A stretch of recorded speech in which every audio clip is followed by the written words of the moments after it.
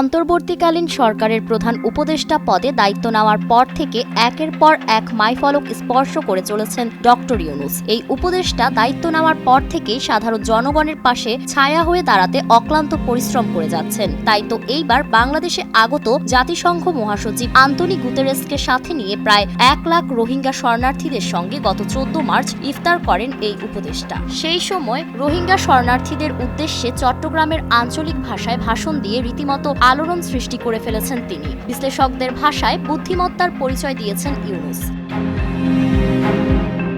Doctor ইউনূসের এই ভাষণ আশার আলো বয়ে এনেছে রোহিঙ্গা শরণার্থীদের জন্য। তাছাড়া নিজ মাতৃভাষায় ভাষণ দিয়ে বিশ্বমহলের দৃষ্টি আকর্ষণ করেছেন তিনি। রোহিঙ্গাদের নিজ মাতৃভাষায় ভাষণ দেওয়ার ঘটনা নজিরবিহীন, যা তাদের হৃদয়ে স্থান পেয়েছে বলে মনে করা হচ্ছে।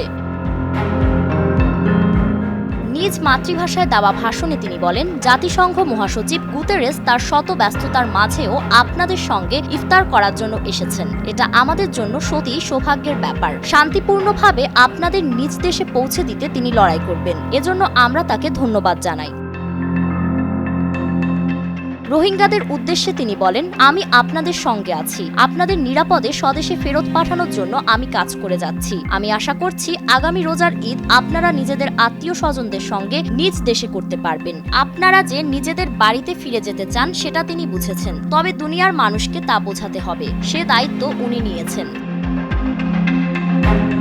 রোহিঙ্গাদের আশ্বস্ত করে আন্তোনি গুতেরেস বলেন, রোহিঙ্গারা মিয়ানমারে কি ধরনের পরিস্থিতির শিকার হয়ে এখানে এসেছে তা আমাকে জানানো হয়েছে। আমি জানি রোহিঙ্গারা ঘরে ফিরতে চায়। মিয়ানমার তাদের মাতৃভূমি। স্বেচ্ছায় এবং নিরাপদে সেখানে ফিরে যাওয়াই হচ্ছে এই সংকটের প্রাথমিক সমাধান। তবে মিয়ানমারের পরিস্থিতি ভয়াবহ।